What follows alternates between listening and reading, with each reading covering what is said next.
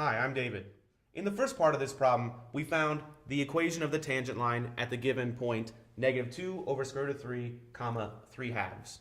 We did that by finding the derivative, finding an appropriate theta, and then plugging into the point slope form for the equation of a line. Now we're going to do the same thing for the point 0, 2. So we know that the derivative of y with respect to x, or the slope of the tangent line, is negative 2 sine theta cosine theta. What we don't know is an appropriate theta that matches the point 0, 2. But we can find that by solving the system of equations where x equals 0 and y equals 2. If x equals 0, my first equation says 0, or x, equals 2 cotangent theta. Well, 0 equals 2 cotangent theta exactly when cotangent theta equals 0. The values where cotangent theta equals 0 are exactly the same as the asymptote values of tangent theta. That's at values like pi over 2, 3 pi over 2, and so on. But let's look at our second equation.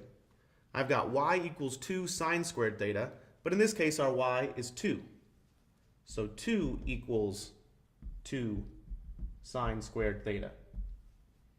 Well, if I solve that for sine theta, I can divide 2 on both sides of the equation, and I get that sine theta equals plus or minus 1. Well, the values where sine theta equals 1 are theta equals pi over 2, and then I can stop there. I mean, there are infinitely many of them, but I only need one that matches up for both equations. And pi over 2 works just fine. So let's figure out what the slope is at theta equals pi over 2. So I'm plugging into my formula for the derivative of y with respect to x, which I have right here. So let's see, I have negative 2 times sine of pi over 2. Sine of pi over 2 is just 1, and then I'm cubing that, times cosine of pi over 2. Well, cosine of pi over 2 is 0. So my slope here is actually equal to 0, which means that this is a horizontal tangent line.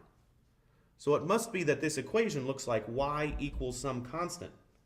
And what should that constant be? Well, it's whatever my y value is in my point. In this case, it's y equals 2. So that's the equation of my tangent line here in the second part. Now I'm going to erase this work, and in the next video, we'll see the equation of the tangent line for this point right here.